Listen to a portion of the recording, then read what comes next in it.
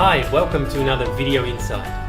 In the next few weeks I'll be talking about Centrelink entitlements, and in particular those available to us in retirement phase.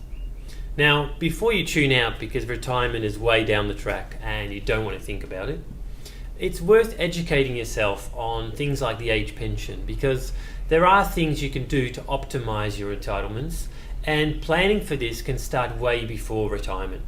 So let's have a closer look at the age pension. Firstly, the age at which you become eligible to receive the age pension is gradually being increased. It's currently set at 65.5 and will gradually increase to 67 for anyone born in or after 1957.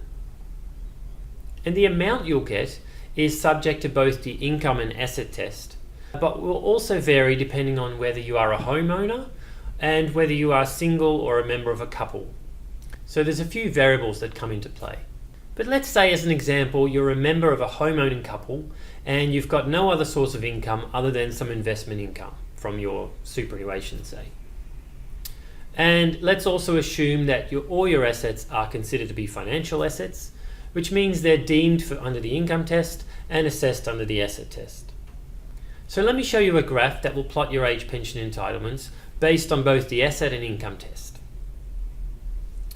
So you can see that whilst the income test starts to reduce your age pension earlier, the asset test kicks in at around $400,000 in assets and really starts to reduce your age pension entitlements quite rapidly as your level of assets grows. Now, if we assume you get about a 5% investment income off your financial assets, shown here by the purple line, adding that together to your age pension gives you your total income, shown by the blue line along the top. And what's interesting here is that the sweet spot for a homeowning couple is around $400,000 in assets. And beyond this point, the asset test really starts to bite, reducing your total income as a result of the rapidly reducing age pension. And that total income doesn't recover to the same point until you have well over $1 million in financial assets. So what does this mean for you?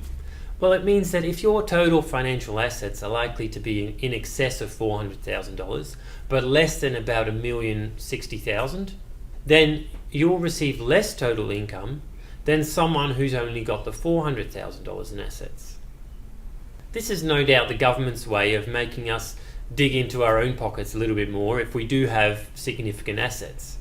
However, if you're in that gap between the $400,000 and the $1 million financial assets, you may want to consider strategies to reduce your assessable assets and maximize your age pension entitlements.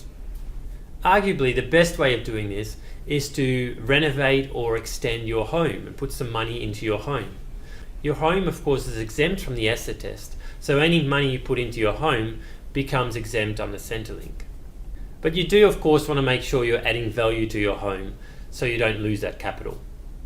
Now, depending on your circumstances, there may be some other more complex strategies to actually reduce your assessable assets. So it really pays to start planning for this early and get good financial advice. Well, I hope that was helpful, and I'll see you next week. Have a great week.